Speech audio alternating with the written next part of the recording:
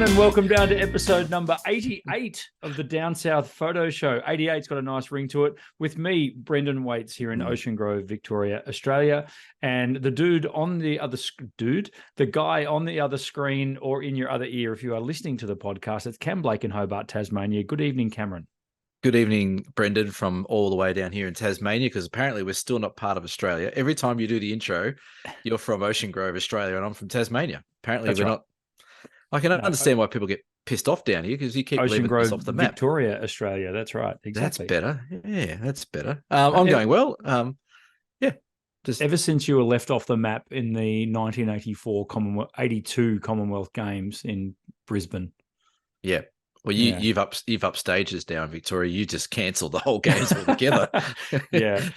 Like we're not going to cares about the Commonwealth Games. We're not going to leave one person off the map. We're taking everyone off the map. We've just given up. I love how everyone was like, nobody cares about the Commonwealth Games. Why are we ever hosting them? What? You've cancelled the Commonwealth Games? That's right. Oh my God, the sky is falling. Get stuffed. It's been a bit of an overreaction, hasn't it? Complete and utter. Anyway, we're not political, nor are we sporting, and we are recording this on a night when there's no cricket on. So that's a win for or soccer. No, or soccer. Or soccer, true. The Soccer World Cup is in full swing here in Australia for those listening overseas. Now, for people listening without visualizing, they're probably going to notice that we just sound amazing. Like, we have upped our game, and it's amazing the technological advancement that we made to upping our game, wasn't it? It was. We have taken 88 episodes to realize that if you just move your microphone a little bit closer to you, you sound a hell of a lot better. And we are clearly photographers, not audio technicians, are we? No, we so for those watching, you'll see there's a microphone in the screen here. Yes. So we actually look like we're doing a podcast now. That's right. I can put mine right here. That's amazing. You sound like our good friend Bevan. That's who you sound like. That's right. No, I'm trying to sort of. I've always thought I'd make a good cricket commentator. So I'd like to have, and they have the mic right. They have it like over their mouth. They have it right underneath. Yeah. They do. Tell you what, they sound so good. You have a great face for radio. Thank you. I absolutely do have a good head for radio. There's no question about it. I am also fashioning the Down South Photo Show hoodie tonight. You are. The grey one. Yes. So if you can't see that because you're listening to us, we have merch available on the Dsps on dsps.com.au. Go and buy a hoodie if you want to, or don't. We don't really care. We don't really mind. It's not that we don't care. It's that we don't mind. I saw a funny post on Facebook the other day. I like Land Rovers, and it was on a Land Rover thing, and it said something on there like, we don't care about how you feel about this. So if you've got nothing good to say, don't say it at all. And the first thing I wrote back saying, well, clearly you do care, because you've put up there that it's affecting you running this group. So yes. So yeah, we do care, but it's no skin off our nose if you buy a hoodie or don't buy a hoodie. That's right. We don't mind. If you want to represent, feel free. Even if you just want to swing by the website and see what it's all about, knock your socks off. We appreciate it. We appreciate all of our listeners, all 583 of you who have subscribed via the YouTube channel.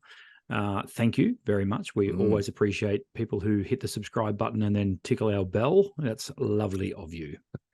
We noticed, didn't you? You said something yesterday about the fact that not everyone that listens is subscribed. 45% of people who watching this YouTube channel right now are not subscribed. 45% of you. So that means three people haven't subscribed. That's right. Don't make us beg. Hit the subscribe button. Yeah, I don't know. I wonder. I must admit, when you said that to me today, I went away and I went, "Well, do I subscribe to YouTube channels?" I only subscribe to a few. Yeah. Ben Horn is one. Our mate Ben Horn from beautiful America. And there's a couple of the Petapixels or the DP review guys. I used to subscribe to them. So I guess maybe we're just not entertaining enough for people to go, I just need to know when these guys drop another video. Okay, well, this is where you and I differ, because I subscribe to about 140 channels. So right. I'm a YouTube fiend. I love YouTube. I don't think I've watched mainstream TV other than sport literally for a decade. It's been and in fact, that'd be about right. I reckon it was 2014 when I first really got hooked on the YouTube genre. And started following channels that, because you can really hone your interests, right? So it's Yeah. proper interactive TV. You don't have to. But 140 Yeah, interests. but I think it all came about because if I saw one more freaking reality TV show in 2014, I was going to scream. Yeah. Survivor this and Big Brother that and get Yeah. stuff. Love Whatever. Island and all those Oh, ones. for God's sake, Cameron. I can't wait to record that show just so I can tape over it. Here you go. Here's something I'll put out to our people that are listening that haven't subscribed. If you're one of these people that actually watch any of those shows on TV, bugger off. We don't want you subscribing. That's right. Leave now. Leave now. Yeah, don't let the door. Yeah, we just had one person leave us. Never mind. That's fine. That's okay. Little homework. The weather photo comp on the Facebook page, the People's Choice part of that. Yes. We are looking to wrap that up on the 31st of July, which is Monday. So last weekend. If you're on the audio side of this, today's the last day for you. If you're on the YouTube channel, you've got 3 more days to vote.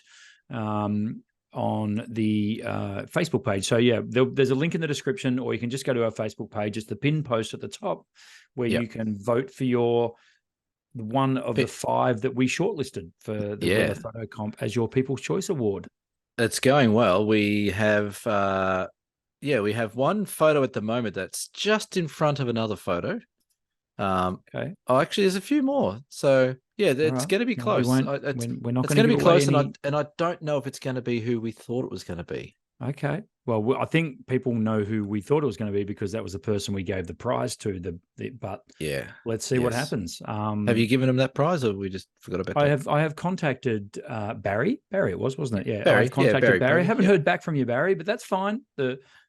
The $200 voucher for you is sitting there ad infinitum, so you can just use it whenever you want to use it, mate. I know what he's doing. He's waiting for inflation to keep going up. Or he might be waiting for us to announce another workshop. Oh, maybe. Segue. That was fantastic. Thank you. That was probably the best segue you've ever done in your life, I reckon. Thank you, Cameron. Did you rehearse that? We are here to announce another workshop. We are not. Yes. Okay, full disclosure. We never started this channel to sell stuff. It's just evolved that way. There is interest in Cameron and I running workshops. This has been proven by the fact that we've sold out many workshops already. So we decided it was time that we announced another workshop. Yeah. Would you like to do the honors, Cameron? Yeah, sure. Why not? And I'll marry what you said there as well. This podcast wasn't designed to sell stuff. It was really designed to have a drink and talk about photography. That's really why you can buy us a beer. That's why you can buy us a beer, which again, so we're conscious that, everyone's going through, the interest rates are going up, inflation's out of control, everything's going nuts. So that's why we're conscious of that. So we don't want to stick workshops down your throat. But this is a workshop that Brendan and I have been actually talking about for quite a few years that we should do together. And it makes sense to do it because Brendan lives just around the corner from it. So next year in May, on May 26th to May 30th, we're going to run our very first Great Ocean Road workshop. So everyone knows the Great Ocean Road. It's an amazing part of the world, and it's a photographer's wet dream, and sometimes even more than a wet dream. If you get too close to the edge of the waves and the waterfalls, you can get saturated. But so May 26th to the 30th, it's going to be 4 days and 5 nights. We're going to base ourselves at Apollo Bay. Yet to be determined exactly where we're going to stay, but we're going to find some really nice accommodation. No. It's going to be a tent and a paddock, I'm pretty sure. Well, I thought we could just sleep in the background here somewhere. Absolutely. You have got a nice background there. We'll talk about that in a second. We'll talk about that in a second. We're going to limit this to 8 places. So our Murray Mallee workshop has sold out with 8 people. The Tarkine to Cradle workshop that we're doing next year as well only has 1 spot left. And the Great Ocean Road one, we're expecting this will sell fairly well as well. Fairly well as well. Is that fairly well as well? No, that was good alliteration. I liked it. Yeah. And the cost is for the 5 days, it's going to be $3,895, which is a dead set bargain. That's going to cover everything: accommodation, food, transfers. You'll get to hang out with us for a couple of days. We'll buy you a beer. We'll even bring some hoodies along, hats, the whole lot. We'll do the whole thing. But do you want to maybe quickly scratch over where we're going to go and take shots? Because this is definitely your backyard, not mine. Yeah, absolutely. So areas that we're going to include, first of all, we're kicking off in Apollo Bay. Now, Yep. for those of you who know Apollo Bay, you will know straight away that that in itself could be a 5-day workshop right there, because it is a stunning stretch of coastline. So we're going to start Apollo Bay. We head up above Apollo Bay into the beautiful Otway Ranges, where we will be able to photograph the Otways for a start, but we're going to hone in on the waterfalls up there, Beauchamp Falls, Hopeton Falls, which are the two big waterfalls that a lot of people go to up there. The reason a lot of people go to them is because they're freaking so photogenic. So awesome. Looking forward to that. There's also a place up there called the Redwood Forest, which we'll visit as well. The Redwood Forest, you can get lost in for hours taking photos. That road, is it the Otways Forest Road or something like that? What's that road that's called? Right. It is that. We went there last year when I was sort of scouting around a bit, and I reckon I could have spent a week in that road easily. It is really, and I come from a place that's got some pretty good forests. That's got to be up there with some of the best as well. So yes. So following on from that, we're also going to tackle Cape Otway itself, down to the Cape Otway Lighthouse, Blanket Bay, which is a stunning little part of the coastline. All through the Otways, there's wildlife for Africa, not actually African wildlife, but good old Aussie wildlife. Look, I don't want to make an ironclad guarantee that you're going to photograph a koala, but I'm here to make an ironclad guarantee we'll find you a koala to photograph. So I think stuffed or moving, doesn't matter. That's right. If you can't find one, we'll bring a toy. So Cape Otway is littered with brilliant photographic opportunities. So we'll be doing that. I am optimistic that we might have enough people who are interested in doing a bit of a walk from Cape Otway to Eyre River as part of one leg of the Great Ocean Walk, but we will see the level of fitness and things that people who sign up to this, and of course you're under no obligation to do that stretch, but we will work that out when we get there. That is a gorgeous stretch of coastline as well. Eyre River itself, Jesus, this could take all night, but we don't want to give too much away though. No, that's right, and we haven't even gotten to the Port Campbell and stuff. Exactly. So we're and then we head down to Port Campbell, the 12 Apostles, naturally, Lockhart Gorge, the Grotto, London Bridge, Port Campbell itself, which is a gorgeous little town. It is nice. So we're pretty much going to cover everything between Apollo Bay and Port Campbell. Is that correct? Absolutely. Yeah. Cool. So. It's on the website as we speak now. We'll put a link in the show notes. I will, because Brendan will most likely forget to put it in the show notes. Yes. We'll put a link in the show notes. So go have a look. It's 8 places only. It'll sell well, we think. So if you want to come along, have a great 5 days along the Great Ocean Road. Now people might say, why the hell are you doing this in May? There's a couple of reasons why we're doing it in May, because one, summer is either too hot or too busy, and you just get really harsh light all day. For the rainforest and the waterfalls, May is going to be a really beautiful time. There'll be fungi and macro opportunities, things like that. And generally in May, you get some bit more wild weather along that coastline, which means you're going to get some really cool big waves crashing on rocks and all that kind of stuff. So we think it's a really good time to go down there, and we hope that people may want to join us. Are you having a hearing issue there, Brendan? No, just for some strange reason, one of my AirPods is about half a second behind the other one. So I'm getting this beautiful echo effect. So I've had to take them awesome. out. Fair enough. That's all right. It's fine. So it'll be on the website. Difficulties. It'll be on the website. It'll be on Facebook. We'll chuck it up there as well. Of course, if you've got any questions, drop a line and we can answer them for you. Yeah. And now when it comes to the genres of photography we're going to cover, obviously landscape will be first and foremost. Yep. Probably 80% of this is going to be landscape, but we are also going to visit a couple of areas, as Cam alluded to, that'll be great for macro. And wildlife. We love our macro photography. And as always, if we get the right lighting conditions, I will do my ever popular impromptu portrait photography, natural light portrait workshop as well. Yeah. And again, if you want to go one step bigger than that, if the conditions are up there, you can see the aurora from the Great Ocean Road. Wow! So now you're promising a lot. I'm not promising that at all. I would never promise that. There is one going on tonight and tomorrow night. That's true. Seems to be kicking off. But yeah, so that's the Great Ocean Road workshop. We'd love you if you wanted to come along and join us. Limited to 8 people. We'll travel in a minibus. We'll have a lot of fun. Yep. You'll learn a heap of stuff about landscape photography and everything really in general for photography. So get on it, folks.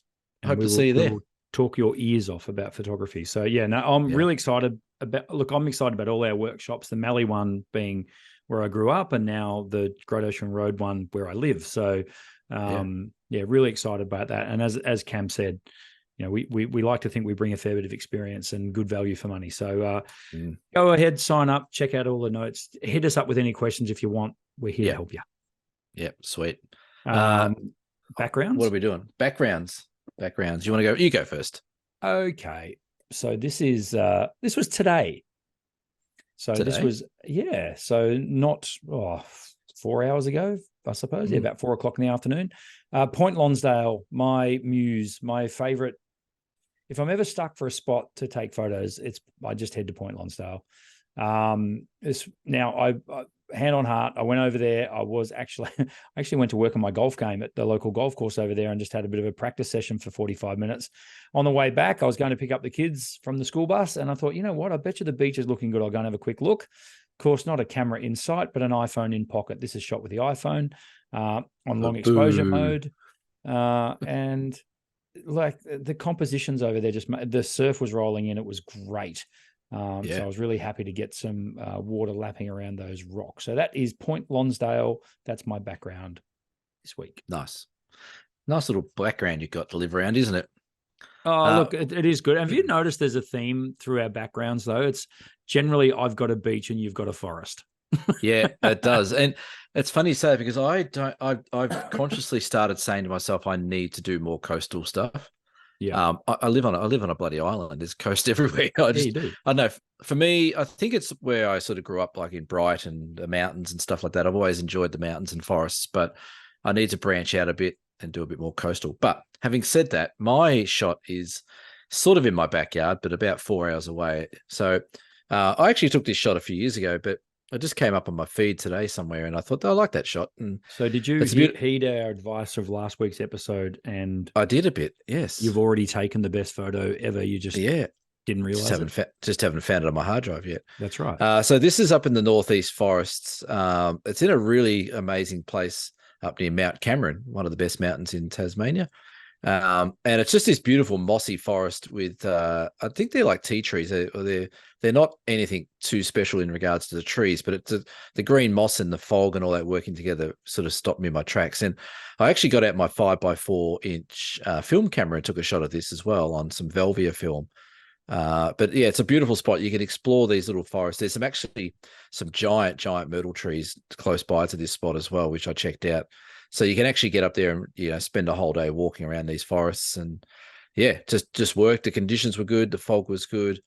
Composition's not great, but it still works. Just the distance and the depth with the fog is what I liked in it, and I needed something a bit more interesting as that foreground apart from just the trees. But it works. The foreground's awesome. It's like a carpet. It's the texture in it's really cool.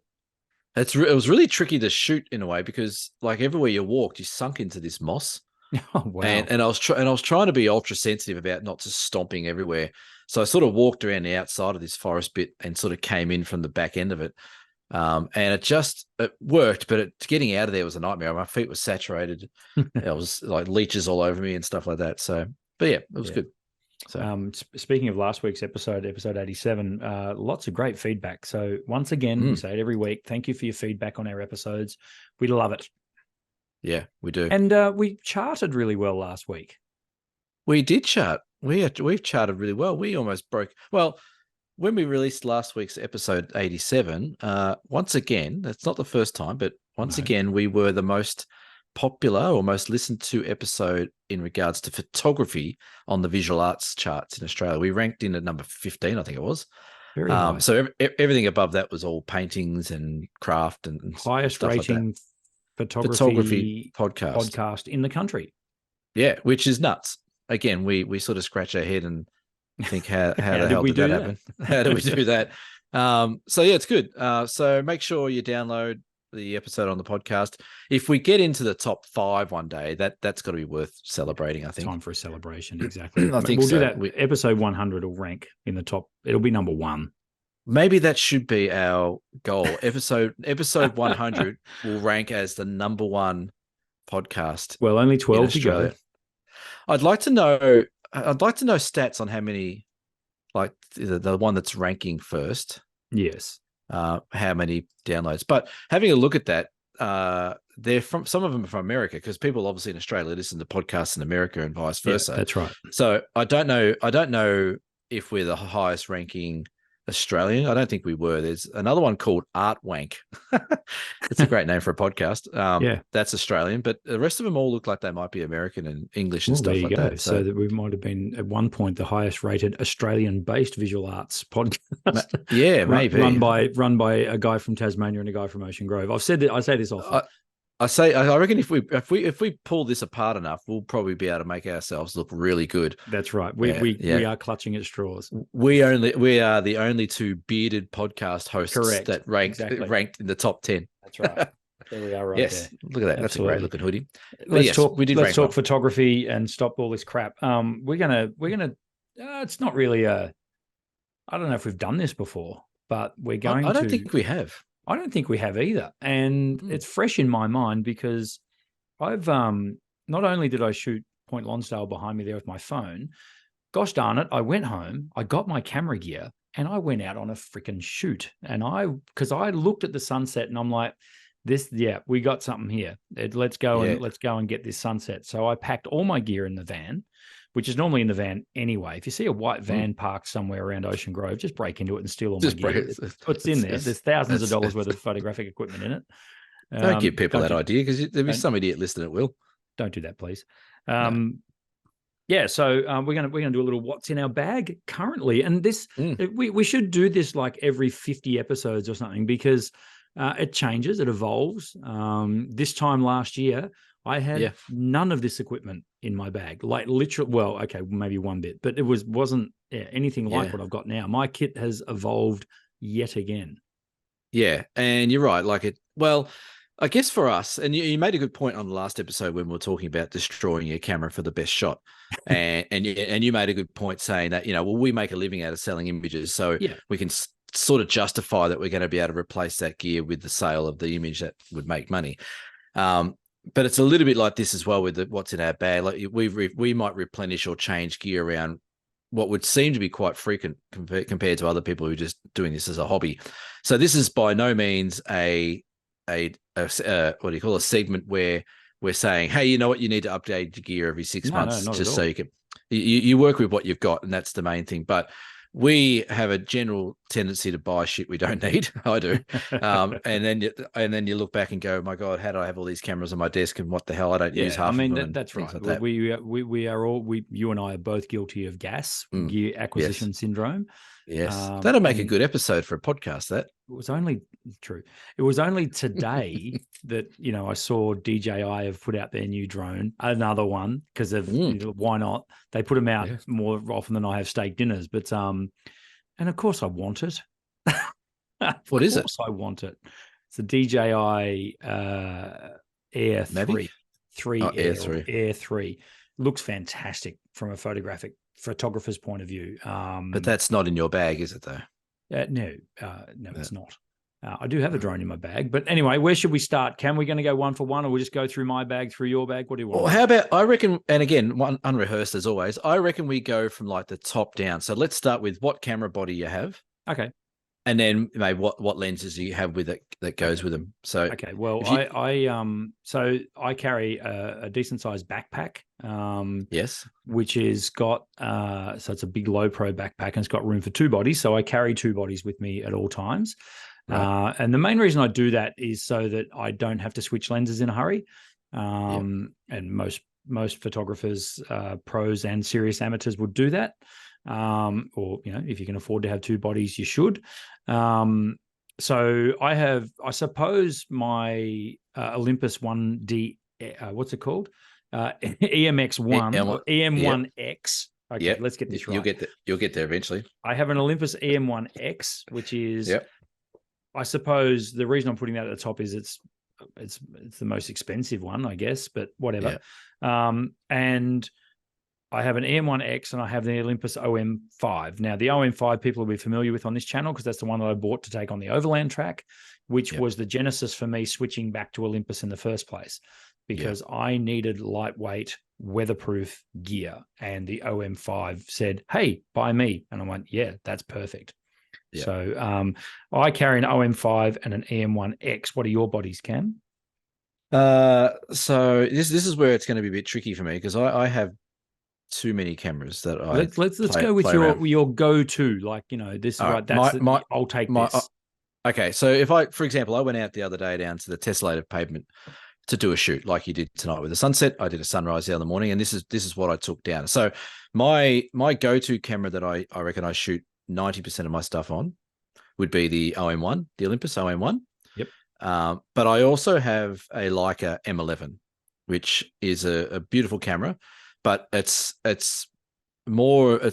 bit too expensive to go taking around salt water and things like that. So that doesn't come out as frequently, but it's in the bag most of the time. But whether or not I use it all the time, it's there. But I like to have those two with me. One, because the Olympus is got image stabilization, autofocus, weatherproofing, all that kind of stuff. So that's a really great camera for those moments where you just got to get in and get dirty and get the shot. Where the Leica comes out, if I see a shot like behind me, this beautiful forest where I can take my time to set up and take a shot and get it all right, then I might use that one as well. So they're probably the two camera bodies that I take out with me. Both lightweight, which is easy. You can sort of take two systems and still be, well under the normal weight of what you might expect. Yeah, and this is where I battle a little bit with the EM1X because it's a behemoth. I find the EM1X quite ironic because Olympus have always been about lightweight, micro four thirds, and then they chucked this bloody beast EM1X, practically a full frame camera. Well, that's right. I mean, I would argue it's probably bigger than some full frame cameras, but the one thing I love about it is how it holds. So I've got those big stupid man hands there.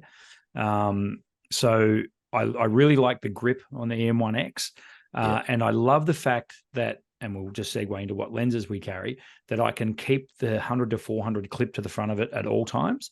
Leave it in burst mode, leave it in. It's my wildlife shooter. And what I've been able to achieve over the last month really with shooting with that is I'll be out on location. I'll have my OM5 with a wide angle lens, which I'll tell you about in a sec, but I'll have the EM1X sitting there for that moment when you just find the landscape in a landscape with your naked eye. You just go, there's a shot there.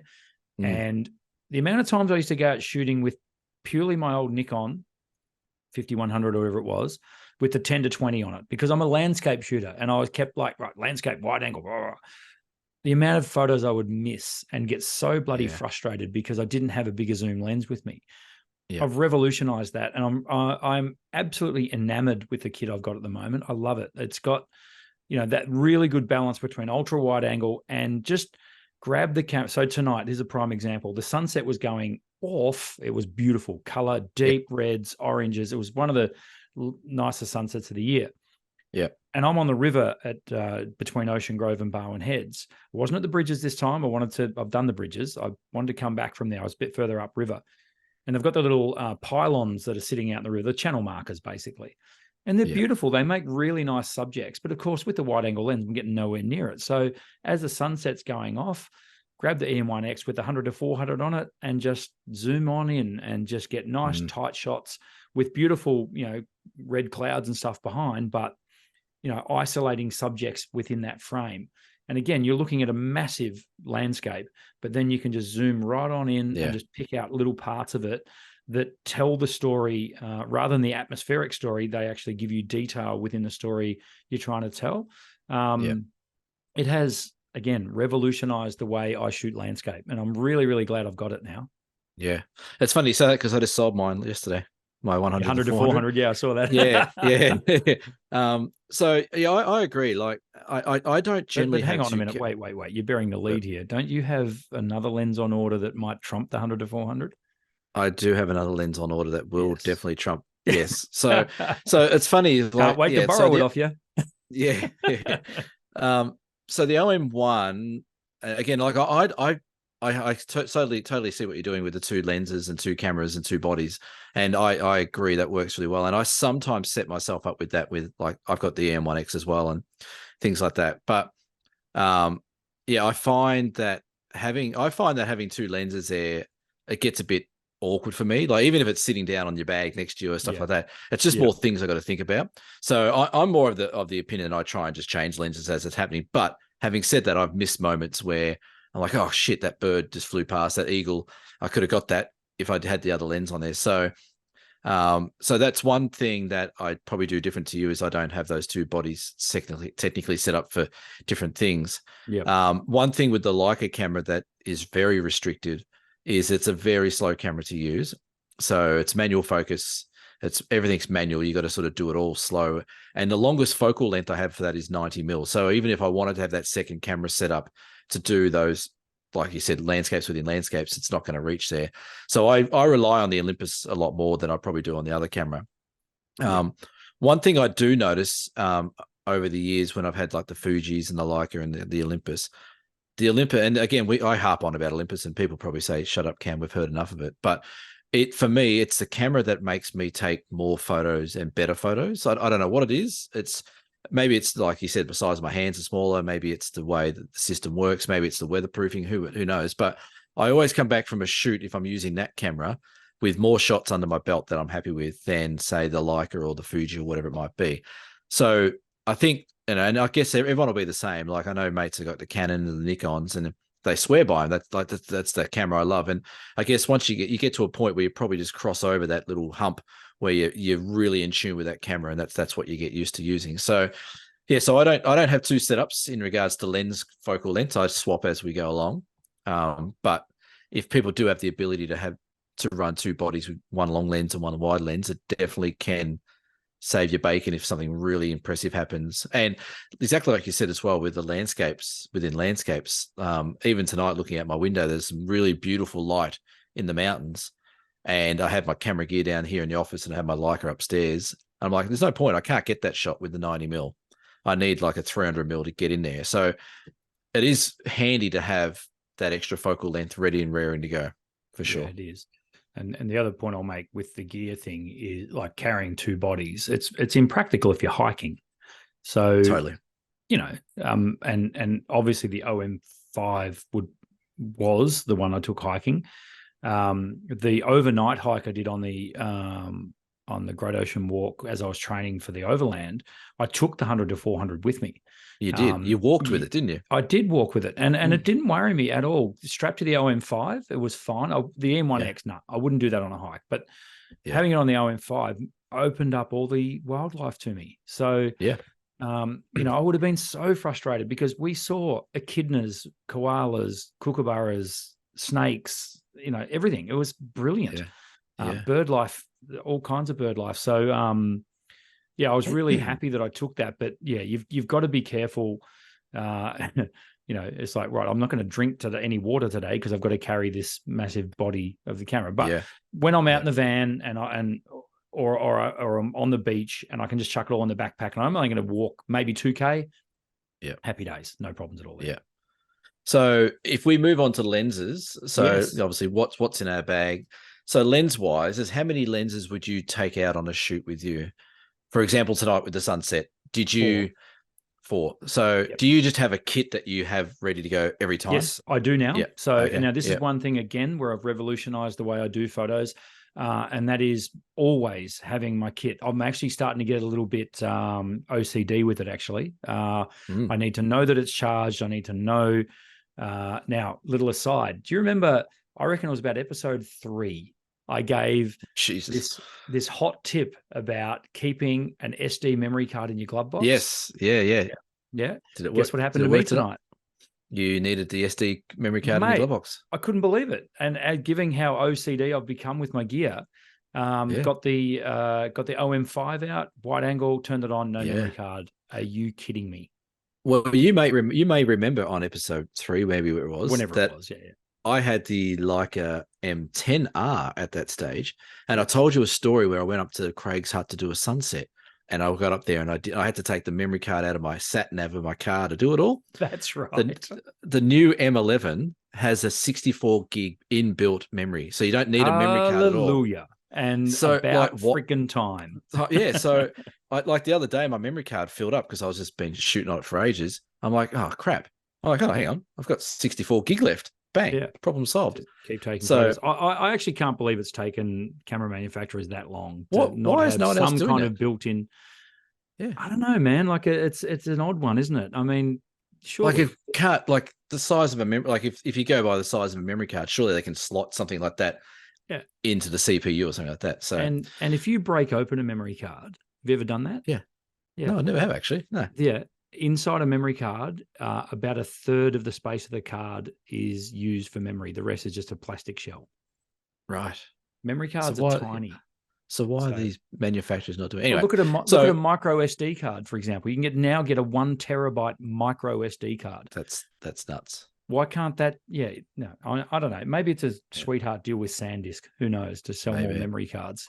But yeah, it's interesting. So we digress. We digress. But getting back onto so you take a kit out with 4 lenses. So what Correct. 4 lenses are in your kit? Okay, so starting at the widest angle, should we do that? Let's do that. So the 8-25, which again was the purchase I made with the OM5 to do the overland with. Very, very happy with that lens. That's an f4 lens. It's a landscape photographer's dream. So effectively in 35mm speak, it's my 16-50. So it covers a great range. I think 16mm is a fantastic angle for.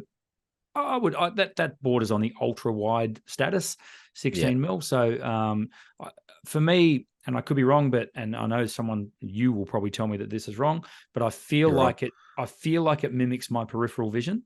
So what I see out here, not necessarily what's in focus, which is right in front of me, but out here, the 16mm generally mimics that. So when I frame up a shot in my mind's eye, I can put the camera up and go, yep, that's going to pretty much cover that angle.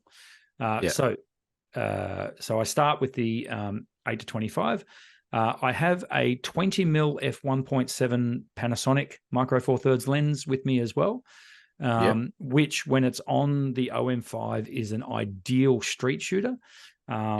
It's perfect, just a sling over my shoulder. If I find myself in Melbourne in the alleyways or any cities in the alleyways, it also, of course, is a really nice portrait lens as well. So, absolutely. So I have that.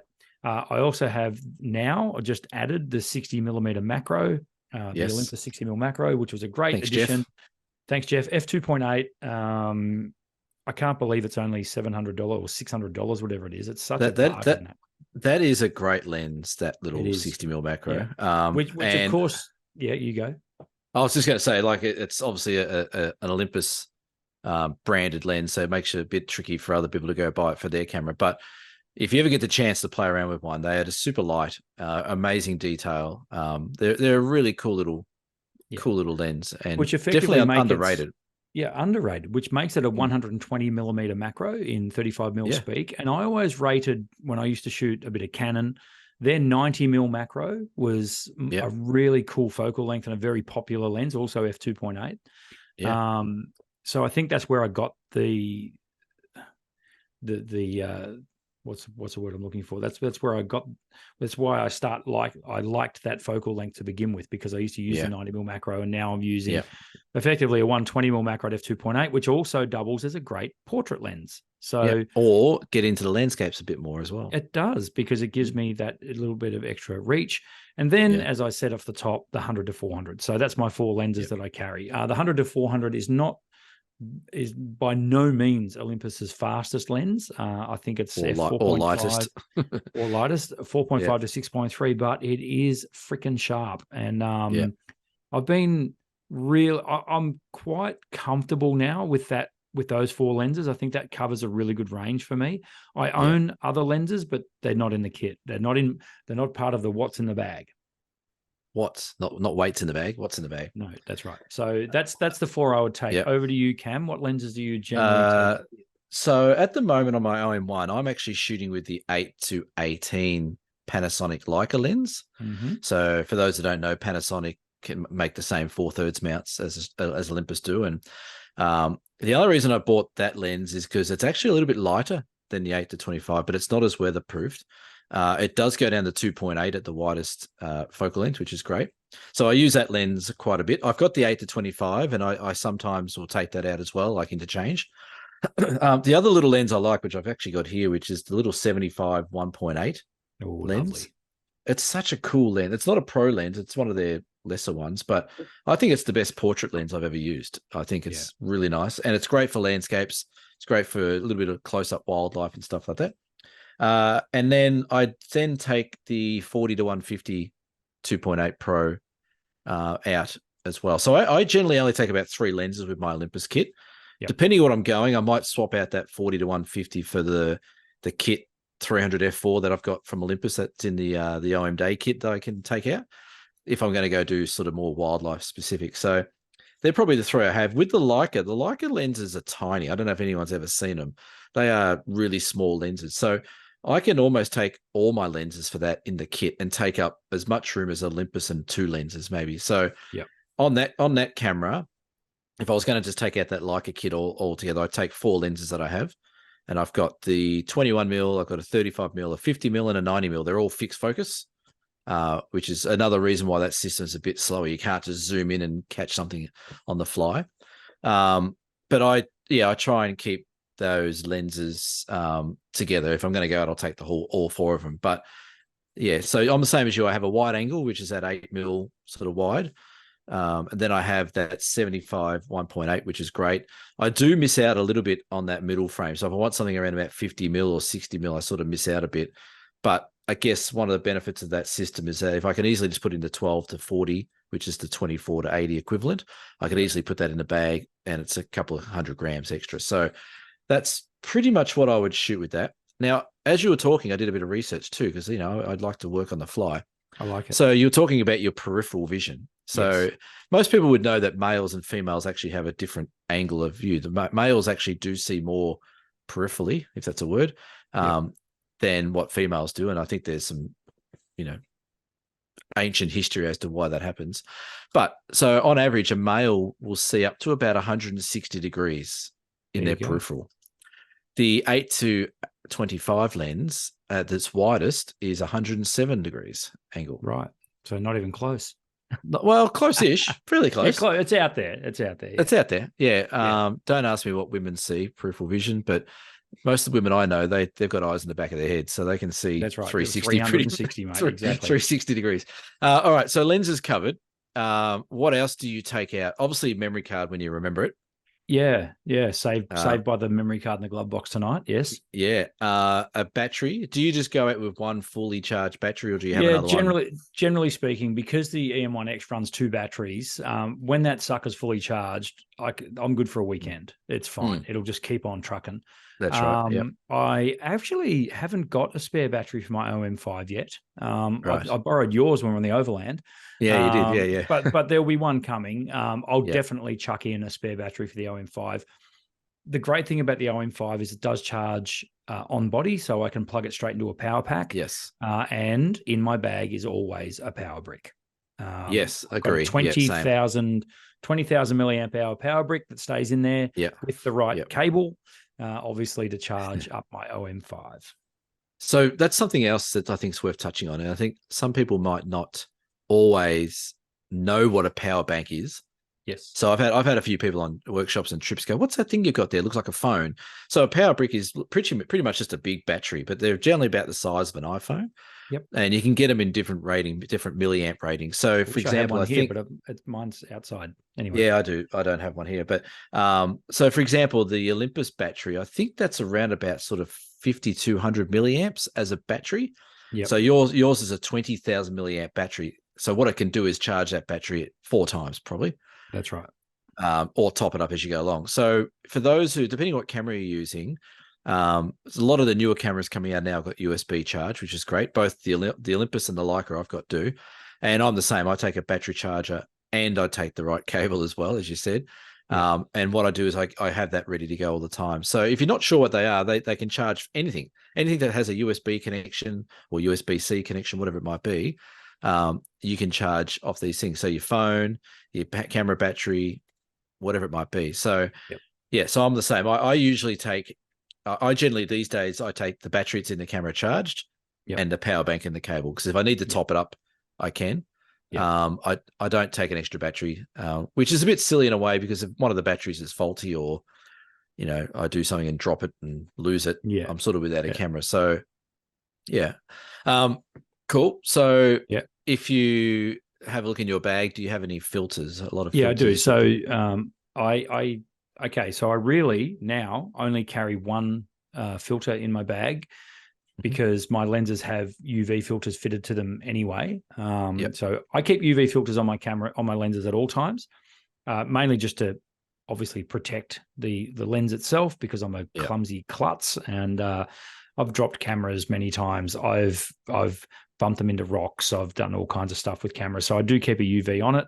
The only other filter I carry right now is a circular polarizer for the 8-25, and that is it.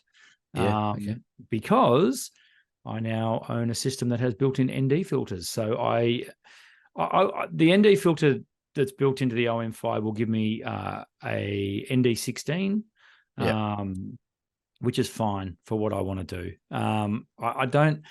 For ages, I used to carry, I don't know, like an ND1000 or some crap, and it was ridiculous. Like, I was able to do a 30-second exposure in broad daylight. Yeah. And I don't know. The novelty wore off real quick. Yeah, you know what? I wish that novelty had worn off for a few others, because people still go. I call them the showstoppers. Like, so they're a 10-stop neutral density, which will apply a factor of 10 to your shutter speed. And people, in my opinion, it created lazy photographers. So your shot behind you, which is, it looks like it's sort of mid-afternoon type of thing. People that go to that same spot in the middle of the day in the harshest light with direct sunlight, put on a 10-stop filter and get like a 30-second exposure. And it just became the point where everyone, that's all they ever did. Like 10 stops, set it up in a way they go. And then people used to rave about how good they look, but they plays around with contrast. It gets things look a bit funky in your shots and stuff like that. Yeah. So with the polarizing, do you not have polarizers on your other lenses? Is only the 8-25? Okay. I don't generally. I find, particularly on the 100-400, it doesn't have a desired effect for me, the polarizer. It's got to be really particular light. There will be times, I think, if I'm shooting in the Otways, for example, where I want the nice greens of the rainforest, then I might. Now I've got a sneaking suspicion that the thread on the 100-400 is the same as the 8-25 anyway. So that's where I was going. I think it is. So I'm pretty sure I can just swap them in. So that's no problem. So I'll carry one filter. I'll tell you what I've got. I'm gonna hang on. I'll go off screen for a sec. Now this is not a plug. This is not a plug for a company or anything, because I think they do an amazing job, but I'm not going to plug them because I'm not on their payroll or anything like that. They're called H&Y filters. H&Y. Okay, yeah. H&Y. And what they do, they've actually got a really clever system of filters. And this one, and sorry for those guys listening at home who can't see jack shit about what I'm about to do, but this is what they call, it's a circular polarizer. But on the back, you might be able to see this if I do it. You can sort of see how I've shut down. Oh, goodness me. It's got an aperture on it. And it's an adjustable filter. So it fits on any lens between 58 mil and 77 mil. You can just clip it on the front and it locks into that. So you can have I've never seen that before. That is brilliant. It's called the Revo Ring, R-E-V-O Ring, R-I-N-G, by H&Y Filters. They're about $150, but what it means is you only need the one filter. Link in description. Look at that. It's brilliant. And they're a good brand. And do you know what? Sorry, can I just interject? Not only is it awesome that it does what it does, do you know how much better for the environment that filter is? Yeah, absolutely. Because you're buying one. Yeah, you're not buying a whole heap. And the amazing thing about this is people go, oh, okay, it's a polarizing filter. Yes, but if you like to shoot with NDs, they do magnetic ND filters that just snap on the front. They are a brilliant little company. Really good. You can buy them online, H&Y. We'll put a link up. We definitely will. It's a great little thing. So I keep. We're not on the take from H&Y. We are not. No, if they want to sponsor the show, they want to give us free shit. That's right. Go for it. Anyone who's listening, if you want to, hey, give us whatever. But and this is no bullshit aside. This is, I can say this generally because I know you're so well, Brendan. But you and I are not in this to get sales and all this kind of stuff. You know what I mean? Like, we're not. if we find good gear, we're happy to share that with people. If it works for us, we know it's going to work for other people. Well, this is the beauty of me running an independent camera store. Yeah, like I don't have to. I'll plug what I think is good, not what you're not bent over a barrel. That's right. So so have a look at those. We'll put them in a link. But I take that in my bag because most of my filters are between 58 and 77 mil. I think I got one that was 82 mil at one stage, but I don't anymore. But what it means is that you can just go, oh, okay, I can just put that on there. You don't have to screw a lens on and screw a lens off. And they're really good. I can't fault them. They got, they render the color properly, and everything looks good in the polarized size thing. So yeah, so I have that in my kit as well. Okay. I'm the same as you. I have neutral densities inbuilt, but I've never been a huge ND user anyway. Yeah. So filters aside, what else do you have in your bag?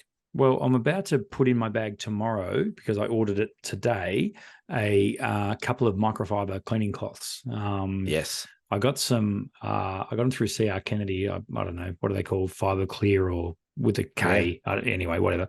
They're good, high quality microfiber cleaning cloth. They're about $25 each. So they're not cheap, but I need it a lot, particularly where I am coastal, get a lot of sea spray and that sort of stuff. So keeping the end element clean, keeping the screen clean, all that sort of stuff. So that's definitely in there. I'm probably even going to chuck in a blower brush as well, because sometimes I get little sand particles and stuff inside the camera. So that'll probably end up in the bag as well. How much did you pay for that cleaning cloth? About $25, I think. Yeah. Do you know? Where I get my cleaning cloths from? Well, I actually had some camera and photo cleaning cloths. You might remember from episode 1, where we sent them out to people. We did. No, I get mine from the same place I get my snag and bread. From Bunnings. Yeah, Bunnings actually sell packets of microfiber cloths, like 8 packet or 20 pack for like $10. Yeah, I bought some of them. I had an issue with some of them in that the fibers came loose occasionally. So apparently the cheap one. The cheap ones can, but you can get like a pack of 8 for like $12. But that's good that you do. So blower brush and a microfiber towel too. That's the same. I don't necessarily carry a blower brush around too much. Yep. But I do. Again, the Leica, that this camera I've got, that seems to attract dust. Right. But the Olympus has that micro, what's that anti-shake, or the micro shake, where it shakes the sensor and shakes all the dust off in between on and off, which is cool. So yeah, I'm the same as you. I'd take that. Would you take a tripod? Yeah. So I now have my ludicrous heavy Manfrotto 055 X Pro B tripod strapped to the side of my bag. It's a heavy sucker, but by geez, I love that tripod. It's been on a journey with me. I've had it for 15 years. It's got paint flaking off it. It's got bloody rust on it, but it's going strong, and I'm determined to run that thing into the ground. Well, yeah, I'm the same. I've got something similar to that, but I've got one from uni days, but I don't use it anymore. I've got a little Manfrotto B Free, which is a lightweight tripod. They're a great tripod. They are a great tripod. They hold up to about 7 kilos, which is more than enough for what I need. So, yeah. So is there anything else that you have in your bag that you think should be essential? No, I think that's really it. I'm racking my brain to think what else is in there, but other than, change out of my pocket, a weird key that I don't know what it fits, and a couple of cables that I'm not sure what they fit either. And every now and then I'll find a couple of lollies, a couple of minties. A couple of lollies. That's not a bad. Like I always sometimes put a bag of snakes in there, lolly snakes, something to keep your energy up. Definitely. I got a wonderful customer, David, his name is, and he comes on a lot of my workshops, and he has a little toolkit in his bag, Allen keys and stuff like that. And the amount of times that he saved my customers' bacons when he's on the workshops, like, my tripod's come loose. Has anyone got an Allen key? I'm like, oh shit. Dave's like, I've got one. Hang on a second. He gets out of his bag and saves the day every time. So it's not a bad one to have a little Allen key set for your tripods and L brackets and stuff like that for your cameras. Something else I keep in my bag, a bit like the memory card, don't leave home without it, is the tripod plate for the bottom of the camera. Yes. Take an extra one of those if you can get one. But mine generally, I've gotten pretty good with that. Mine, if it's not in use, it stays clipped on top of the tripod. So I'm not too bad at that. The other thing I was going to say was when summer swings around again, I probably will chuck a water bottle in there, and I probably will chuck in a bit of sunscreen and stuff like that as well. So cool. Yeah, that's what's in the bag, folks. And there's probably other stuff in there, but you get the gist. other stuff. Yeah, not photographic related, but yeah, other stuff. Silicon bags is the only one I can think of as well. Little silicon bags. But why don't you go ahead and tell us what's in your bag, folks? So hit us up below, and always curious to know what people are carrying. What have we missed? What's the one thing that we should have that we don't have? Yeah, someone's screaming at the. I can see someone's going to go. You need a Canon. Yeah, exactly, or a Nikon, or a Nikon, Sony, or a Sony. Yeah, exactly. What are we on to? We're going 55 minutes almost. Well, we will rein this in pretty quickly because we don't have a deer cam again. I mean, we had a run on where we had like weeks of deer cams. Yeah. But deer cam is dying a slow death if we don't get some questions, but that's fine. We've had a couple of we've answered them all. Well, we've had a couple come through that are they're really, really long deer cams, and it would take a whole episode to answer. So if you are going to put a deer cam in, keep them short-ish. So we don't need to answer the history of photography and all our thoughts on it. And next week, I implore you, I want a photography horror story. Come on, hit us up below. Tell us the time when you went out to take photos and it all went absolutely pear-shaped. We want to know all about it. Yeah. They're quite funny to read. They can be good. Beer donations this week, Cameron. Yeah, beer donations. I think we offended this person on the last episode because we called him out for not shouting us a beer. So Jenny is back with shouting us a beer. Thank you, Jenny. Although Thank you, Jenny. I don't know if our other friend has helped us out. He would have surely. What's the date? You know what? He does it that often. Let's give him a shout out anyway. Mel, thanks for all your beer donations to this point. If you missed it this week, that's totally fine. We get it. You know what? That's not good enough, Mel.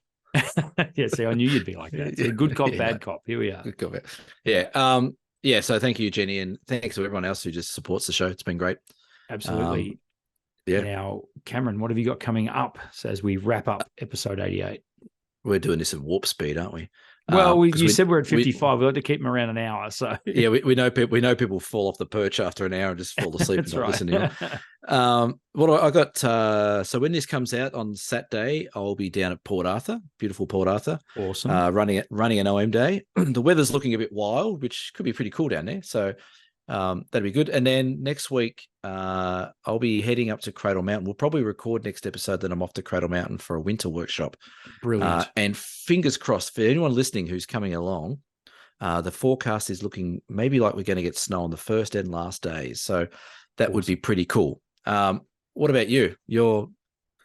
What's that mean? GOR. So that's right. I am heading down the Great Ocean Road on Friday. So the day that this comes out on YouTube.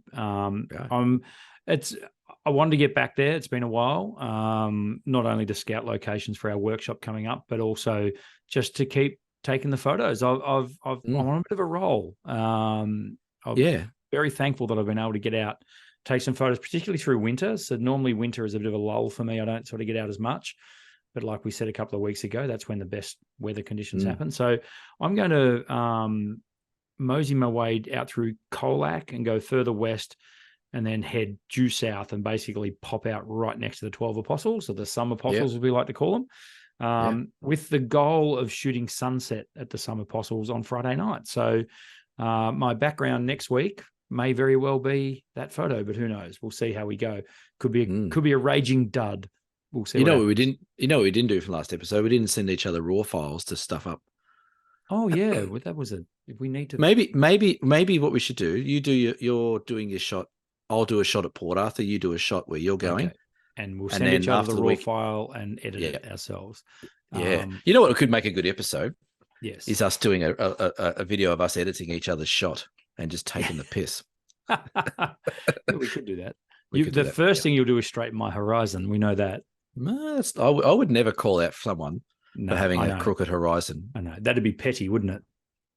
It'd be pretty below the belt, wouldn't it? Like, you've got to have not much going on in the world to be able to pick out those things and actively pursue them. Anyway, I think there's probably a certain level of jealousy as well, but that's okay. Anyway, that's another story. That's it. That's the podcast. We've made it through another episode, 88 episodes old. Thanks to everyone for tuning in, listening, liking, following, all that great stuff. Head to dsps.com.au to check out our merch, buy us a beer, maybe have a look at our workshops, have a look at the photography competition, or everything. It's all there. It's all there. dsps.com.au. I hope it's all there because I run the website. I better go check. No, I think it is. It is your baby. That's true. Thank it you. is. It should be all there. You're welcome. This has been episode 88 of the Down South Photo Show. We will see you for episode 89 next week. Bye for now. Keep your horizons straight, folks. Yes, and goodbye. Goodbye.